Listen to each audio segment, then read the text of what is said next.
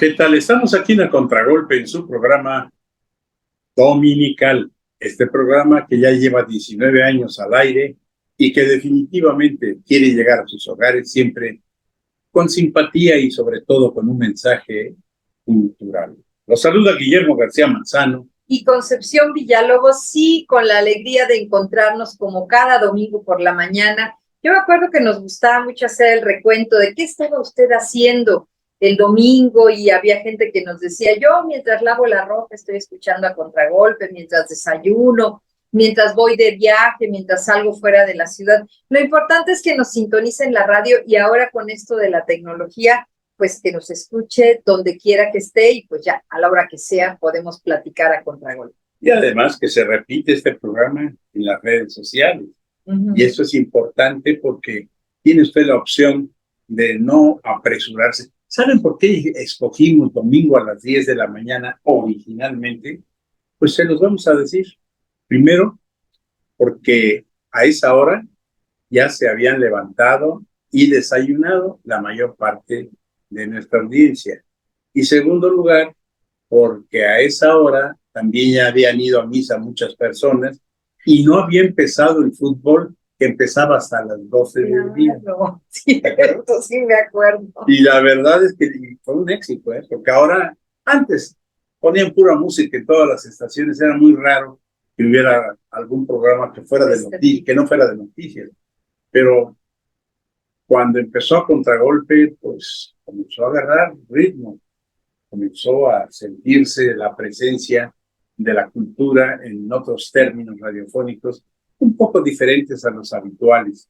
Y la verdad es que después ya era, como bien lo dices Conchita, que había gentes que no se perdían el programa y hasta la fecha nos hemos encontrado una que otra persona que dicen, salvo cuando he estado muy enfermo o no estaba yo en México, no los escuchaba porque todavía no veían pues, la tecnología que tenemos ahora.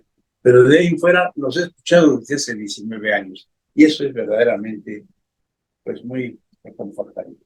No, y además, sí, claro, y de agradecer muchísimo a las personas que nos han seguido y el privilegio que tenemos, licenciado, de estar cada semana en sus hogares y de estar seleccionando temas y compartiendo con nuestro público y viviendo cíclicamente toda la agenda que ocurre en Oaxaca. Pues como ciclos, esta semana que terminó, pues ya empiezan a tenerse noticias más precisas de lo que va a ser la fiesta de los lunes del cerro, ya se habló de cuáles son las delegaciones y todos estos ciclos se van viviendo porque como usted dice, pues somos un pueblo de costumbre y de tradición y hay fechas que se cumplen y hay rituales que se cumplen y por más que digamos, no, estamos transformando, hay cosas que no se pueden cambiar y el seleccionar a las delegaciones y el decir cuáles van a venir, pues es algo que tenía que haber ocurrido y deseamos que sea para el bien de nuestra fiesta.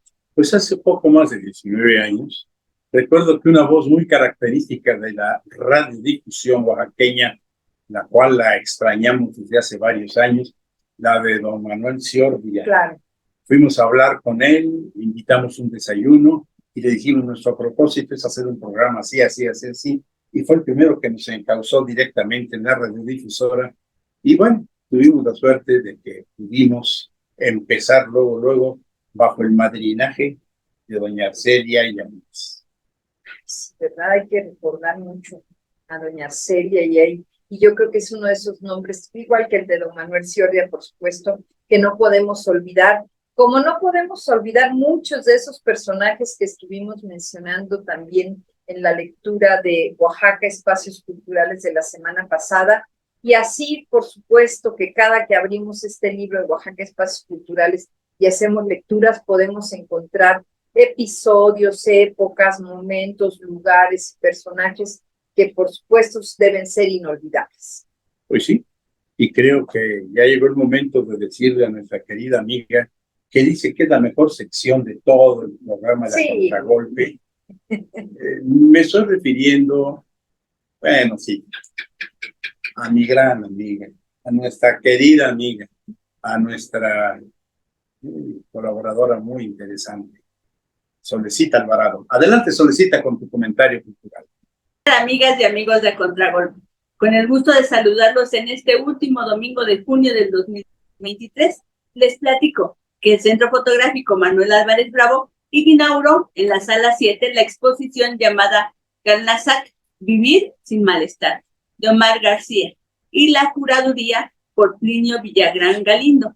Y también abrieron la muestra de resultados del taller Ruido Fotográfico, impartido por Efraín Constantino, con fotografías de Acela Estefanía, Rancer, Jorge Pacheco, Alonso Sainz e Ignacio Aguirre.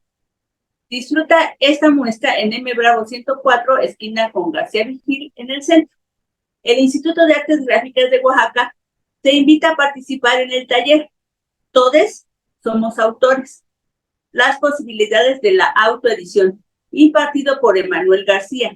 En ese taller, que se llevará a cabo los días 28, 29 y 30 de junio, se muestra a los asistentes la amplia gama de posibilidades de la autoedición, no solo en el ámbito editorial, sino también desde el trabajo autoral, que pueden ser textos, ilustraciones, fanzines, gráfica y otros medios. La dinámica se llevará a cabo a partir de ejercicios sencillos y asequibles. Informes e inscripciones en el Facebook del IAP. El Museo Estatal de Arte Popular de Oaxaca presenta en su sala 5 la muestra Piedras que dan vida, el arte lapidario de la comunidad de San Juan Teitipac Tlacolula. No te puedes perder esta exposición de arte popular en Independencia Sin Número en San Bartolo, Coyotepec. El Archivo General del Estado de Oaxaca proyectará el documental Tejedora de Destino, proyecto de Yerit López Barrera y Arturo López Pío, en el que, a partir de una animación artística, narra la historia de vida de Patricia, mujer tejedora zapoteca de Oaxaca, y después de la proyección se contará con la presencia de la doctora en antropología social y realizadora audiovisual comunitaria Yerit López. Disfrutará el próximo martes 27 a las 11:30 de la mañana en el auditorio de la GEO. El taller de artes plásticas Rufino Tamayo abre sus inscripciones a partir del 3 de julio y hasta el 7 de julio en los talleres de escultura, dibujo, grabado, litografía, pintura, cerámica.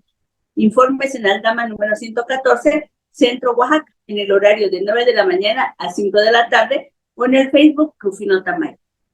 La Fonoteca Juan León Mariscal presenta el concierto de piano el próximo jueves 29 de junio a las 7 de la noche en el claustro del Centro Cultural San Pablo. Recuerda que el cupo es limitado, por lo que se recomienda llegar con anticipación o seguir la transmisión desde el Facebook de la Fundación HAP. Y como todos los domingos, al mediodía tenemos el concierto dominical en el lado poniente del Zócalo capitalino con la banda de música del estado. No te pierdas el de hoy. Visítanos en nuestras redes sociales. Estamos en YouTube, en Facebook y en Spotify como A Contragolpe Oaxaca, en las que alojamos todos los programas. Regálanos algún comentario o un me gusta. Me despido. Les invito a que continuemos esta plática desde redes sociales. Los invito y les deseo un excelente inicio de semana. Un abrazo. Gracias. Pues muchas gracias, Sol, por este comentario, como siempre, interesante y nutritivo. Hay muchas cosas que hacer en la ciudad de Oaxaca y hoy la mañana de domingo, el primer domingo del verano, por cierto, pues qué tal si nos disponemos a disfrutar y a caminar por esta bellísima, hermosísima verde antequera, que ahí por el centro de la ciudad, aunque de pronto lastimada por pedacitos, pues sí guarda lugares muy bonitos, dijeran los jóvenes ahora, lugares instagrameables, pues como para tomar fotos bonitas y para pasar momentos inolvidables. Sí, de verdad, que hay que caminar. Sí. Inclusive yo creo que después de que el pasado miércoles tuvimos el solsticio de verano, con un calor terrible, pero bueno, yo creo que ya va a empezar la temporada de lluvias y esto va a aclarar un poco la situación del clima. Y bueno, mientras aquí está el solsticio de verano, allá en el cono sur está el de invierno. Me dice mi consuegra que vive allá en La Pampa, me dice, oh, ustedes están a 40 grados, nosotros estamos aquí bajo cero. La belleza de este planeta que compartimos. Lo decíamos en el comentario de media semana y por eso hay que disfrutar cada uno de los días de sol que nos toque vivir, o del clima que nos toque, hay que disfrutarlo plenamente porque definitivamente que eso es lo que da sentido a nuestro día a día. Pues es muy hermoso Oaxaca y vamos a disfrutarlo. Caminemos, caminemos bastante. Yo creo que ya llegó el momento, Conchita, de mandar a nuestro primer corte, no sin antes invitarle a nuestro público para que se quede. Les recordamos que estamos transmitiendo gracias a La Mexicana en el 570 de AM, 94.9 de FM. También agradecemos a quienes nos siguen aquí en las redes sociales. Gracias por sus comentarios, gracias por compartir, gracias por estar. Y bueno, pues ya iniciamos. Quédese aquí. Estamos en A Contragolpe.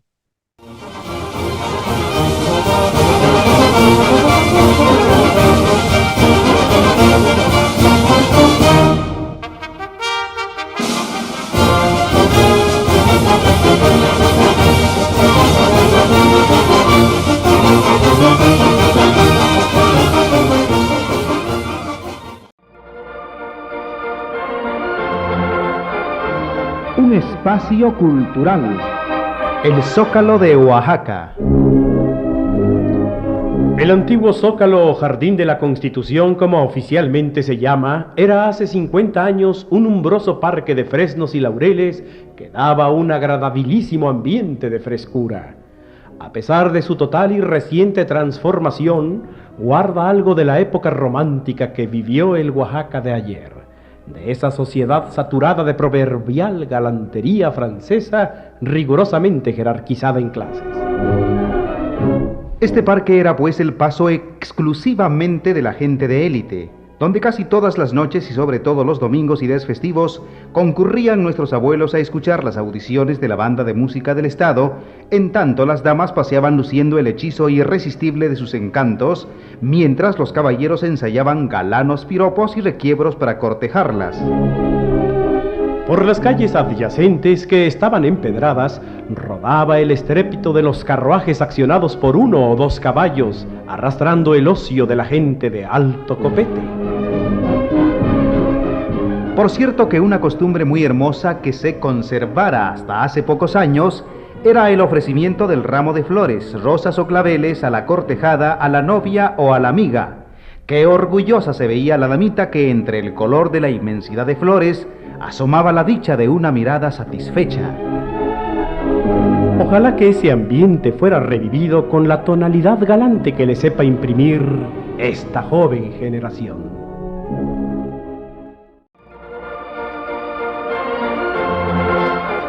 Un espacio cultural.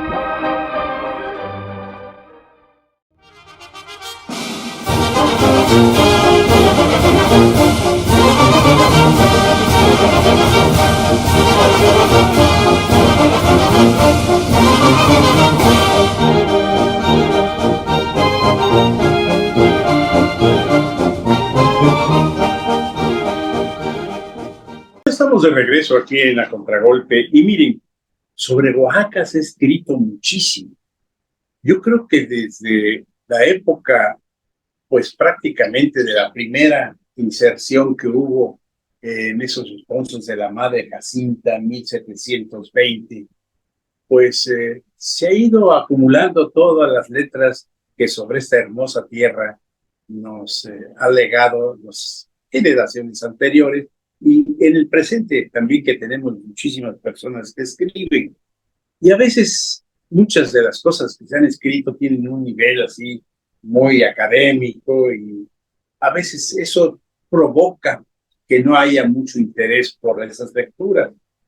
Pero vienen a refrescarlo otras más que narran con una claridad y con una sencillez inmensa, pues aquello que son sus costumbres o que son los relatos de un pueblo. Y en esta ocasión hemos elegido un libro que vamos a leer y comentar. Claro. No totalmente, aunque no está muy grande, pero es un libro que escribió Gerardo Melchor Calvo y que definitivamente es la historia de un pueblo, refiriéndose a Sachila. Y antes, licenciado, de empezar con esta lectura, comentario que vamos a hacer el día de hoy, ¿qué son esos responsos de la Madre Jacinta que usted menciona y por qué hace referencia de... Yo entiendo como que ahí empieza la literatura. No la literatura. De Oaxaca. No, la primera imprenta. Imprenta, exacto. La primera imprenta más que imprenta, la primera impresión, ¿no? Sí. Porque la primera imprenta, pues todavía tardó un poco más en llegar, que por cierto, si no recuerdo si fue la segunda o la tercera en toda América, Claro.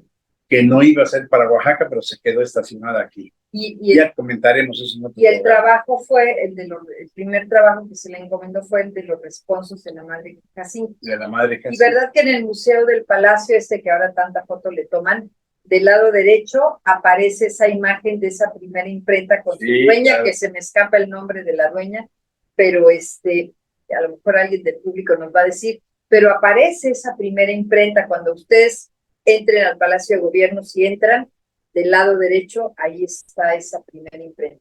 Bien, pues miren, entonces vamos a ver qué es lo que dijo acerca de este pequeño gran libro de Jaime Melchor Aguilar, quien escribió el prólogo. ¿Empiezas, Conchita?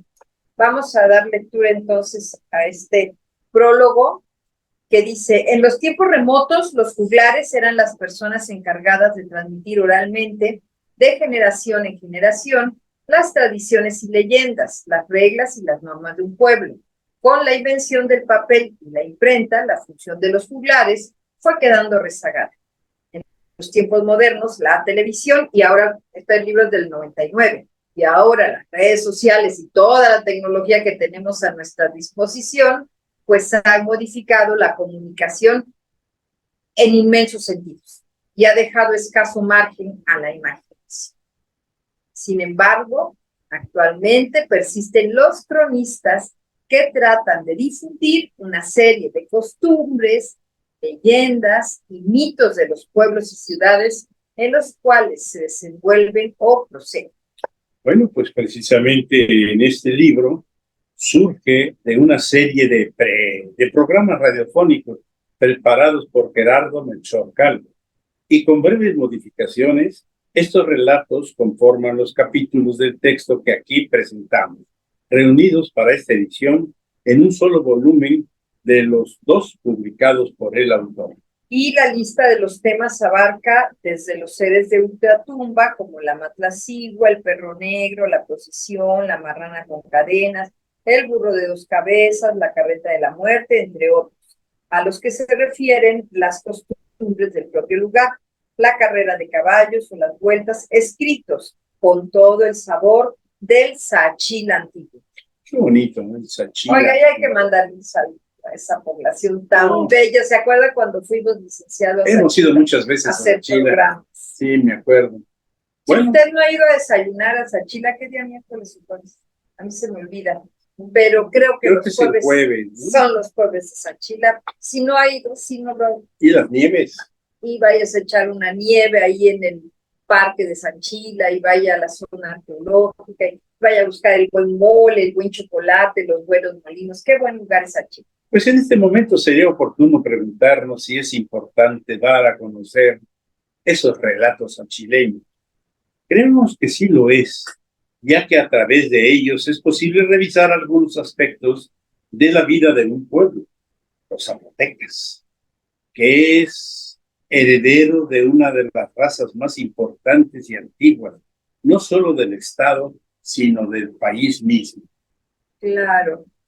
Y consideramos que estos documentos dan la oportunidad a jóvenes, a niñas, a niños de conocer cómo actuaban, en qué creían y cómo se divertían otras generaciones. A los adultos nos permiten recrearnos en el recuerdo de los tiempos idos y ocasionalmente compararnos en el recuerdo, en los cambios que han experimentado las costumbres de este pueblo de Sachila y reflexionar sobre nuestra responsabilidad para apoyar a nuevas generaciones en el conocimiento y reconocimiento de valores importantes para el desarrollo de la sociedad. Los habitantes de otros pueblos y ciudades que tengan la oportunidad de leer o de escuchar, en este caso, este programa, a través de estos relatos, probablemente encontrarán similitudes en algunos aspectos, lo mismo que también diferencias. Por supuesto, el trabajo está hecho y aquí se presenta un volumen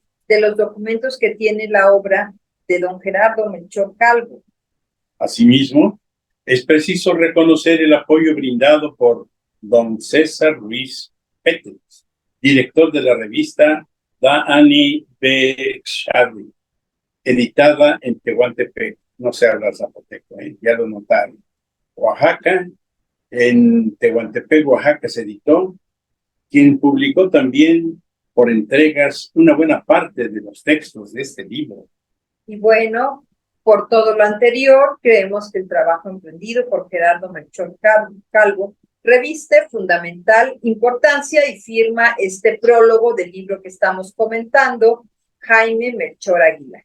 Bueno, miren, yo creo que es muy importante pensar que hay algunos temas que son muy largos y que vamos a tener que cortarlos.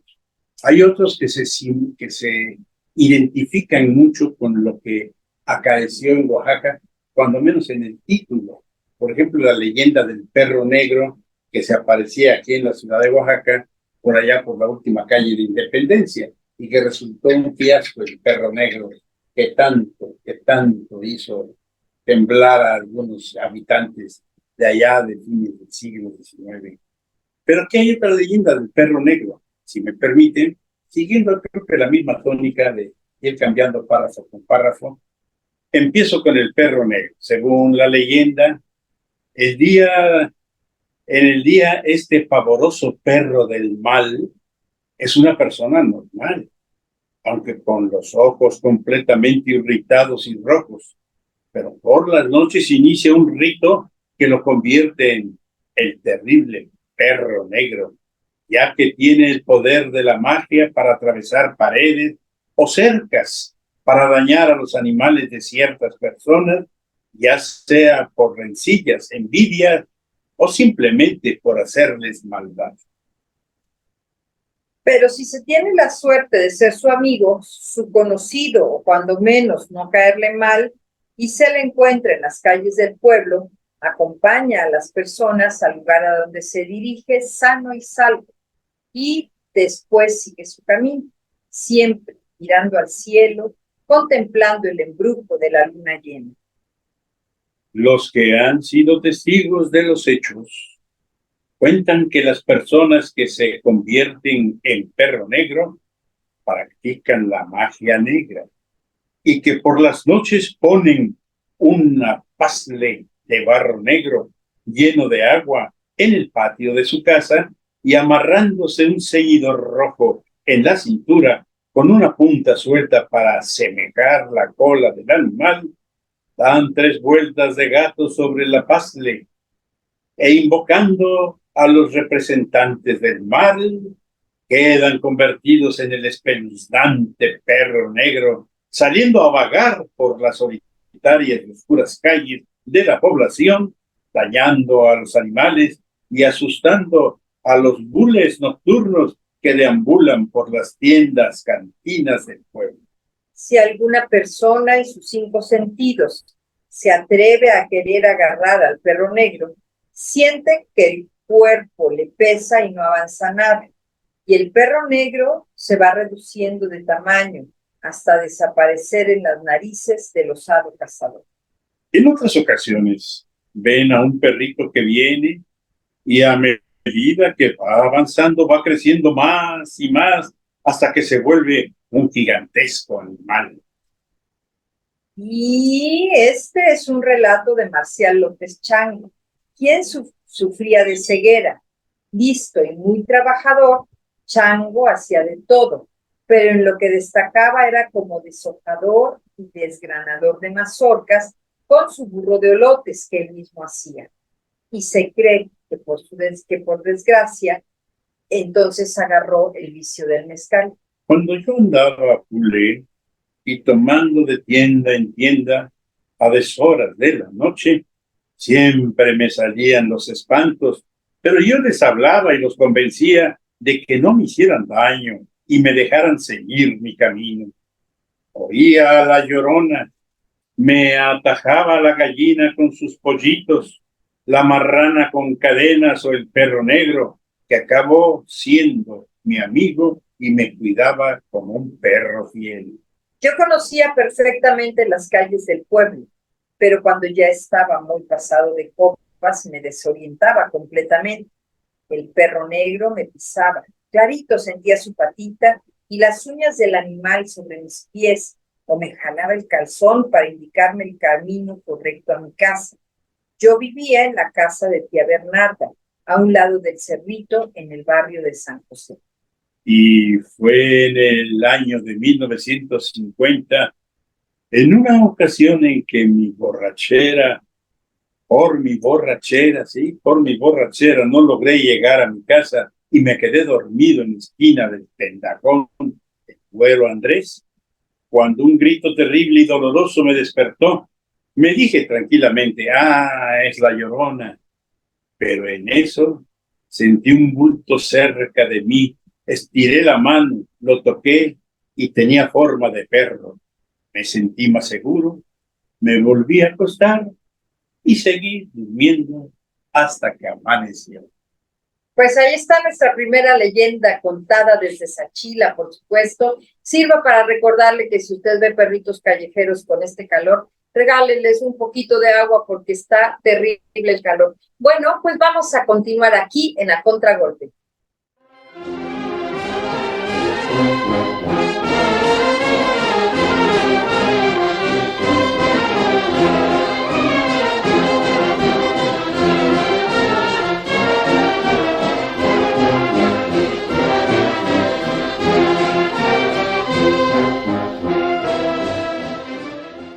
Pues ya estamos de regreso aquí en A Contragolpe y sí, con muchísimo gusto de estar platicando sobre esta tradición oral de Sachila, una población tan bonita de los valles centrales a quienes les mandamos saludos. Y bueno, esta recopilación, como se los habíamos dicho hace un rato, bajo el título Historia de un pueblo, relatos y costumbres de Sachila, y recopilado por Gerardo Melchor Calvo. Qué importante es que recopilemos la oralidad, que quede plasmada así, y qué delicioso es poderla leer, poderla comentar, podernos divertirnos con esto cuando sale así al azar de la biblioteca, en este caso de la biblioteca del licenciado García Manzano, cuando salen este tipo de títulos, estos textos, y podemos recrearlos para ustedes.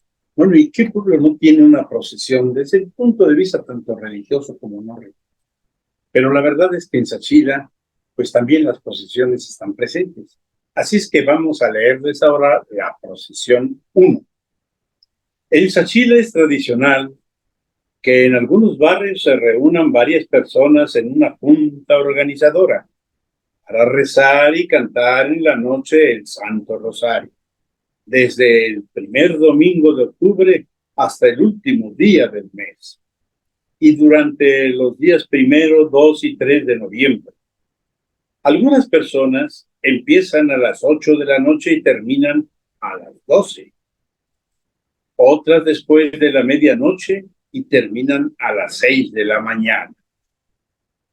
Y bueno, la procesión sale de una de las capillas para recorrer las calles del barrio, rezando y cantando el Santo Rosario, acompañada por una banda de música y por el sabroso mezcalito, cosa que aprovechan los gules para tomarse unos tragos o bien para curarse la cruda.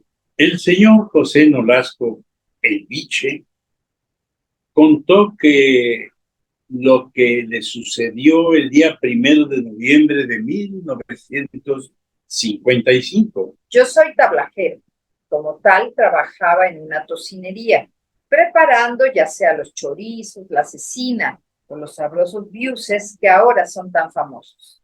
En aquella ocasión trabajamos 2 días con sus respectivas noches. Salí de mi chamba como a las 6 de la tarde y me fui con los compañeros de trabajo a tomarnos unas frías y unos delgados al changarrito de mi pariente Sabino López, unos delgados, ha de ser algún aguardiente. O los cigarritos, estos delgaditos que habían también. Antes. Uh-huh. Ahí estuvimos libando, no sé qué tiempo. No recuerdo a qué horas me salí, porque el cansancio, la desvelada y los pegues me vencieron. En la calle me quedé dormido. Tampoco sé decirles a qué hora de la noche o de la madrugada me despertó el murmullo de las voces de una procesión que iba pasando por donde yo estaba. El rigor de la cruda me hizo pensar, ya la hiciste, José Viche, aquí te la curan. Tembloroso me fui detrás de la procesión. Todos iban con la cabeza tapada y agachados. No los pude reconocer. La pálida luna alumbraba apenas con su leve resplandor los tupidos carrizales por los que revoloteaba una lechuza al acecho de su presa. Los perros aullaban lúgubremente. El ambiente de la noche era tenso y pesado. Así caminamos durante un buen rato, hasta que llegamos a una casa muy alta y muy grande. Las puertas rechinaron al abrirse. La procesión entró en aquella casona y como no me daba mi ansiado pegue de mi cajetilla de cigarros, saqué uno para mí y otro le invité al que iba al último de la procesión. Este lo agarró y se lo puso en la boca. Prendí el cerillo para encendérselo. En eso vi ante mí algo que me heló la sangre. Era una calavera. Del susto me desmayé y desperté al otro día cuando el sol ya estaba muy alto. Estaba yo exactamente frente a la puerta del panteón. Oiga, si fuera esto una fábula, sería, ¿cuál es la moraleja? No ande yendo a tomar cerveza después de trabajar. Pues sí, sobre todo los otros pegues, ¿no? Claro, sí, porque miren las alucinaciones que provocan. Pero qué bonito lo narran. Sí, no, porque son hechos que han acaecido. No es la invención de un literato. Eso es lo bonito de la recopilación que hizo el que es autor. cosas que se han contado. Y Claro. no, o sea, porque es la oralidad. Y se acuerda cuando hicimos aquel programa de leyendas que decíamos, cuando pasa de una persona a otra persona y transitan en el tiempo, se les van agregando cosas, se les van quitando otras, le vas poniendo de tu propio entusiasmo y entonces aparecen este tipo de relatos que son tan interesantes, tan misteriosos y tan divertidos. Pero como las procesiones tienen muchos anécdotas y narrativas, ¿qué le parece que nos vayamos a la procesión 2? Adelante. La segunda procesión sucedió con una señora que vivía en el centro de la población. Ella era costurera, de las buenas, según decía la gente. Su casa tenía 2 ventanas grandes como puertas, protegidas por unos barrotes. En las tardes de alguna fiesta o los domingos, ella y su familia se sentaban en ese lugar a distraerse y nos dice: Nos dice, yo confeccionaba ropa y tenía la costumbre de trabajar hasta la medianoche, debido al exceso de clientela. En las últimas noches del mes de octubre, y siempre a medianoche, yo oía que pasaba una procesión, hasta que una vez en víspera de Todos Santos, me resistí, pero después ya no pude resistirme a la curiosidad. Abrí la ventana y me asomé a ver el paso de lo que yo creía que era el Santo Rosario. Todos iban de negro, con la cabeza tapada y con velas blancas encendidas. De pronto alguien se desprendió de la fila, se acercó a la ventana donde yo estaba y me entregó 2 velas blancas y largas y además una campana. Con su voz cavernosa me dijo: guárdame muy bien esto y mañana a esta misma hora me lo entrega usted mismo. La procesión se alejó, cerré la ventana y en mi baúl de ropa guardé las 2 velas junto con la campana. Me metí entre mis cobijas y a dormir, se ha dicho. Al otro día, cuando recordé lo de la noche anterior, fui a sacar de mi baúl lo que me habían dado a guardar para verlo a la luz del día. ¡Qué sorpresa me llevé! Las 2 velas eran las canillas de muerto y la campana era una calavera. Del susto, por poco me muero. En cuanto me serené, fui a buscar los consejos del sacerdote y le confesé todo, tal como me sucedió. El padre me tranquilizó. Al final me dijo: Mira, hija, yo no creo en esas cosas, pero ármate de valor y espera a que pase la procesión. Y cuando lleguen a pedir sus cosas, entrégalas tú mismo. así lo hice. En la noche estuve pendiente. Extrañamente no sentía miedo y cuando oí el murmullo de la procesión, abrí la ventana. Vi las luces de las velas que ya venían cerca de mi casa. Esperé que vinieran a recoger sus cosas y sucedió lo mismo que la vez anterior. Alguien se desprendió de la fila, se dirigió a la ventana donde yo estaba con la misma voz cavernosa, me dijo: Vengo por las prendas que le dejé anoche.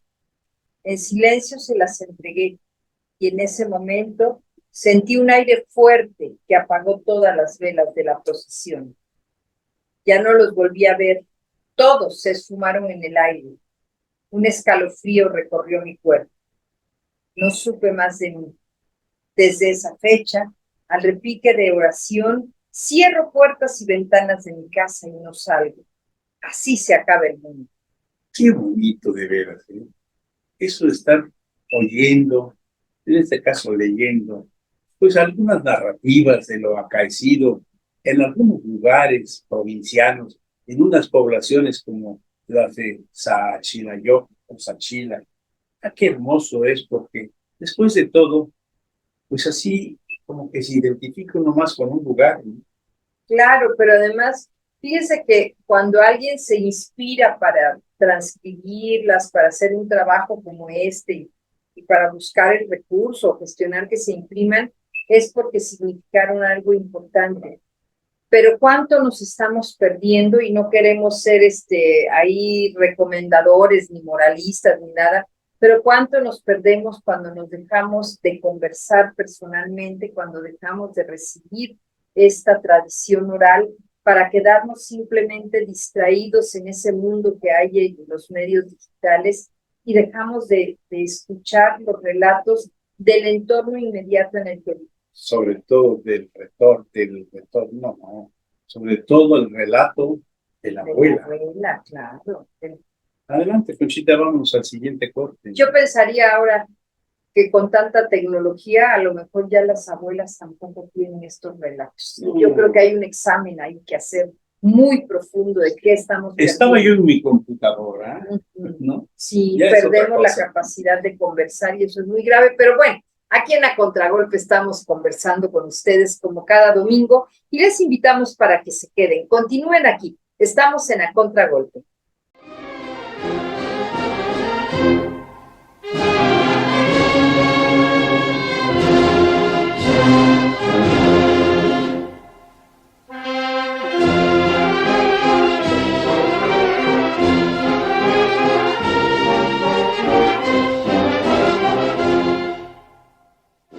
Y Conchita, pues como de costumbre, cuando ya regresamos de tercer corte y nos queda nada más un solo espacio, pues comenzamos a pensar que, caray, se va el tiempo tan rápido como se está yendo este año.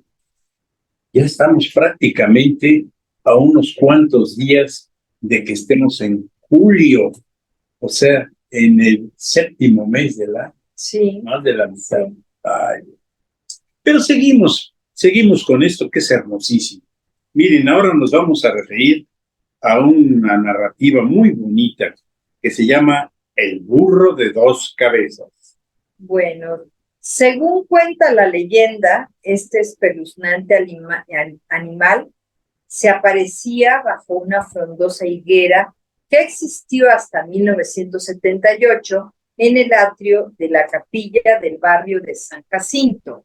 Contó el señor Juan Melchor Vázquez lo que le sucedió hace mucho tiempo. Corría el año 1915. El jefe político de Sachila era el señor Emilio Gavito y tenía dos pistoleros, uno de apellido Camacho y el otro Olivera. Este último estaba tuerto.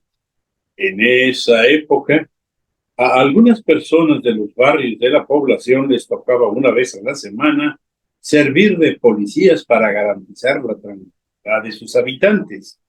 Y por obligación salían en las noches por las calles del pueblo a hacer su recorrido, que llamaban rondas o rondín. Los 3 primeros días de la semana, las rondas las hacían los vecinos de los barrios de San Jacinto, San Sebastián y San José, respectivamente. El jueves, los 2 barrios pequeños, Lexio y San Pablo, La Raya o La Rayita, unían sus esfuerzos para resguardar el orden. De viernes a domingo, la trilogía formada por los habitantes de los barrios del Niño, La Purísima y La Soledad vigilaban celosamente la población. Los días 7, 15 y 16 de septiembre y el 7 de diciembre se unían todos los policías del barrio y del pueblo con su respectivo regidor para apoyar al presidente municipal en turno. En una de esas fechas, siendo yo jefe de sección, andaba de rondín con 20 policías del barrio de San José. Al llegar a la capilla del barrio de San Jacinto, me dijo uno de mis policías: jefe, allí está un burro de 2 cabezas. Salió corriendo debajo de la higuera. Como era de noche, la luna llena, se veía clarito todo. Todos corrimos a tratar de agarrarlo. Allá va, aquí viene, por aquí se fue, gritaban los policías. De pronto vimos que brincó y se metió entre la pinuela y el carrizal que estaba frente a la higuera. Allí se perdió. No lo volvimos a ver. Un silencio sepulcral invadió el ambiente. Seguimos buscando, pero todo fue inútil. Finalmente acordamos retirarnos y volver al otro día. Al amanecer volvimos al lugar de los hechos, pero no encontramos un solo rastro del burro de 2 cabezas. Y qué caray. Y además pudo haber sido, ¿eh? Ha habido animales que de una u otra suerte son, pues, monstruos, ¿no? Que por aspectos genéticos, no lo sé, pues a veces tienen 3 patas, 4 o 5, o bien hay víboras de 2 cabezas, y sucesivamente. Entonces pudo haber habido un burro de 2 cabezas que para la noche, lo lúgubre del momento, y desde luego los rondines, pues ¿quién nos debe espantar cuando de repente sale un burro con 2 cabezas? No, claro que sí. Oye, todo el tiempo ha habido, no solamente en Oaxaca o en Sachila, o en los pueblos o en los lugares de las ciudades del interior, sino también en muchos lugares de México, la leyenda de La Llorona. Veamos qué dicen de Sachila, en Sachila, de La Llorona. Claro. Sí, es cierto que en todo el país está la leyenda de La Llorona.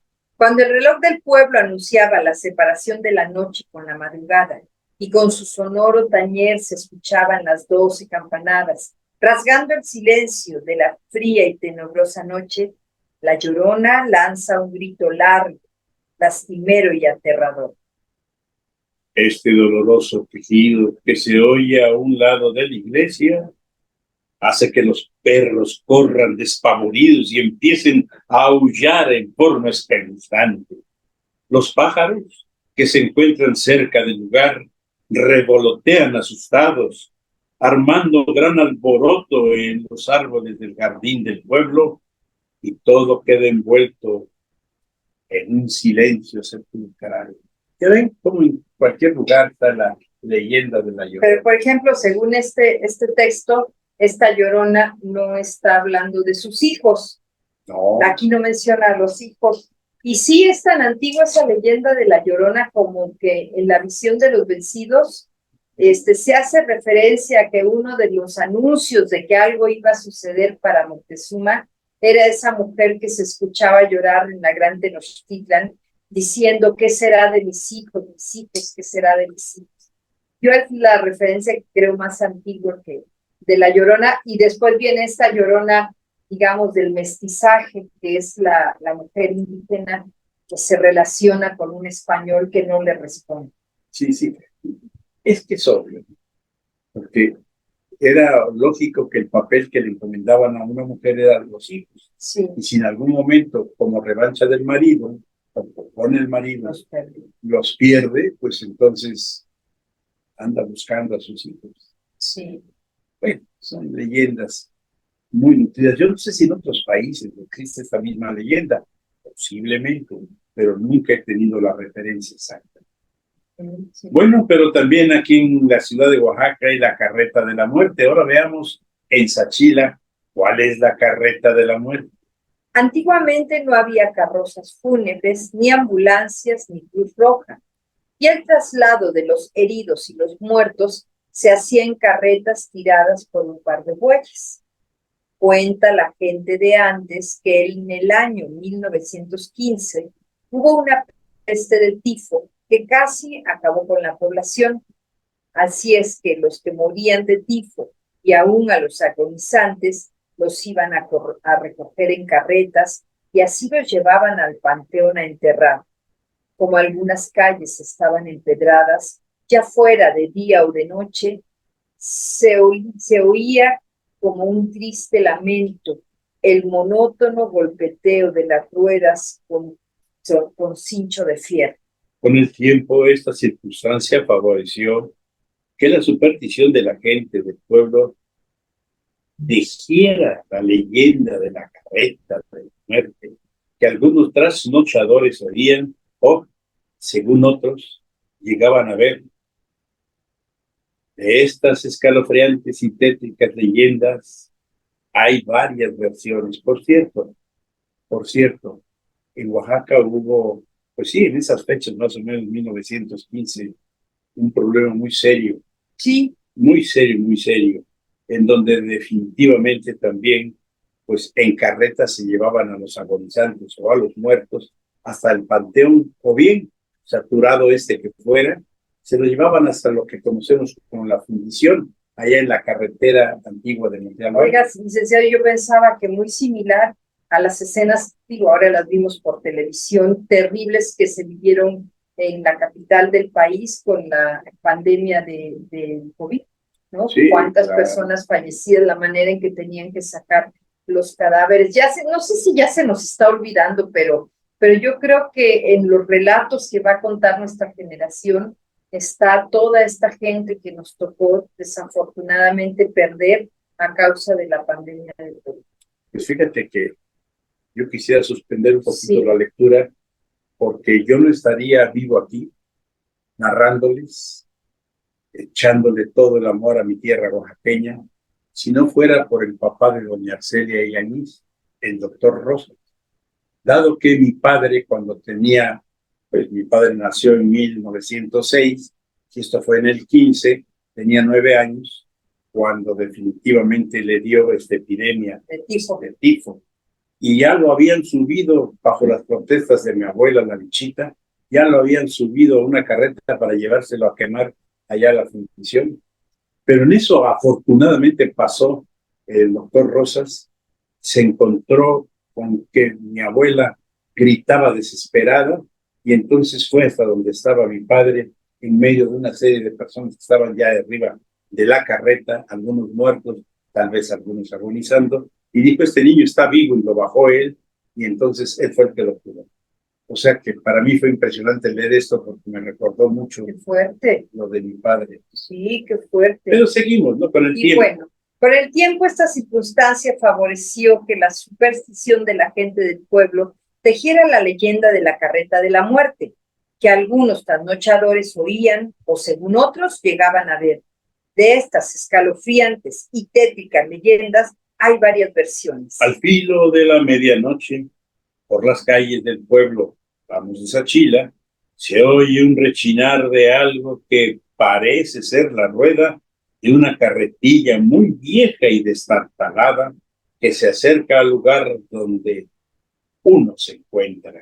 Algunas personas que han oído este ruido han querido ver qué o quiénes lo producen y se asoman a través de la cerca de carrizo o se colocan en la azotea de su casa. Cuando el ruido se acerca al lugar donde están espiando, deja de escucharse y solo se siente que pasa un aire muy fuerte. Por eso dicen que existe un aire malo o un mal aire, ¿no? A ese suceso le dieron el título de mal aire. Pero no han visto nada. Más adelante, dice nuestro autor, se vuelve a oír este tétrico rechinar.